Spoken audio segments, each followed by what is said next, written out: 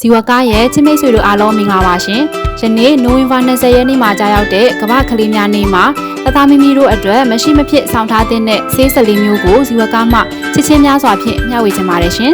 ။နံပါတ်1ကတော့ကိုပူကြကတ်ခွာတွေဖြစ်ပါတယ်ရှင်။တသားမီမီတို့ကိုပူတဲ့အခါနှစ်ဖူးကိုကပ်ပေးလို့ရပါတယ်။8နာရီခန့်အသုံးပြုနိုင်ပါတယ်ရှင်။နံပါတ်2ကတော့ပါရာစီတမော120မီလီဂရမ်စရက်ဖြစ်ပါတယ်ရှင်။တသားမီမီတို့ဖျားတဲ့အခါမှာတိုက်လို့ရပါတယ်ရှင်။အောက်မှာကတော့အသက်အရွယ်လိုက်တိုက်ရမယ့်ပမာဏတွေကိုဖော်ပြထားပါတယ်ရှင်။တစ်ရက်ကို4ချိန်တိုက်ကျွေးနိုင်ပါတယ်ရှင်။နံပါတ်3ကတော့ဇင်းစရက်ဖြစ်ပါတယ်ရှင်။တသားမီမီတို့ဝမ်းလျှောတဲ့အခါတိုက်လို့ရပါတယ်ရှင်။တစ်ရက်ကို2ချိန်တိုက်ကျွေးနိုင်ပါတယ်ရှင်။နံပါတ်4 probiotics တွေကိုတော့မွေးကင်းစားမှာ12နှစ်အထိကလေးများဝမ်းလျှောဝမ်းပြတ်တဲ့အခါမှာတစ်ခါတိုက်တစ်ထုပ်တစ်ရက်ကို2ချိန်တိုက်လို့ရပါတယ်။အမောင့်တိုင်းရက်ခိုင်းလို့လည်းရတယ်လို့ရေထမင်းစားစွန်းတစွန်းစာနဲ့ဖြော်တိုက်လို့လည်းရပါတယ်ရှင်။ပူလွန်းအေးလွန်းတဲ့ရေနဲ့မတိုက်ရပါဘူး။ပိုးသက်ဆေးနဲ့တွဲမတိုက်ရပါဘူး။ပိုးသက်ဆေးတိုက်စရာရှိရင် probiotic နဲ့2နာရီချပြီးမှတိုက်ရပါမယ်။နံပါတ်5ဖာရိုလစ်ဓာတ်စားကိုတော့တသားမီမီတို့ဝမ်းလျှောတဲ့အခါတစ်ထုပ်ကိုရေတပံခွန်းနဲ့ဖြော်ပြီးဝင်သလောက်တိုက်နိုင်ပါတယ်ရှင်။နံပါတ်6ဒွန်ဘယ်ရီတုံးစရက်ကိုတော့တသားမီမီတွေအနဲ့အခါအစာမကျွေးခင်တိုက်လို့ရပါတယ်။ဆေးတိုက်ပြီးနိုင်ရွက်အတွင်းတခြားဆေးတွေတိုက်တာအစားအစာကျွေးတာရေတိုက်တာတွေတော့မလုပ်ရပါဘူး။တစ်ရက်ကို4ချိန်တိုက်နိုင်ပါတယ်ရှင်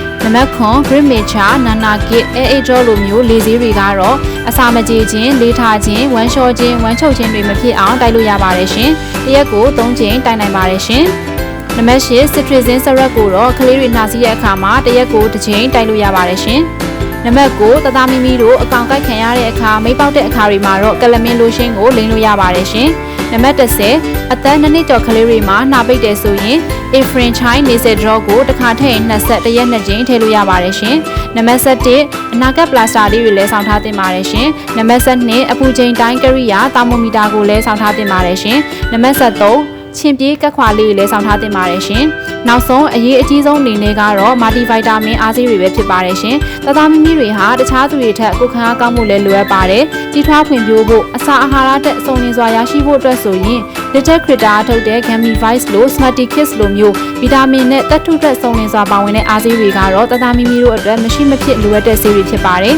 ။ပြီးတော့တသားမီမီတွေဟာဖုံးကြည့်ရများတဲ့အတွက်ကြောင့်မလို့မျက်လုံးအားကောင်းမှုအတွက် Omega 3 ဖြစ်ဆွဲစာကိုလည်းတိုက်ကျွေးတင်ပါတယ်ရှင်။အစာချီအားကောင်းပြီး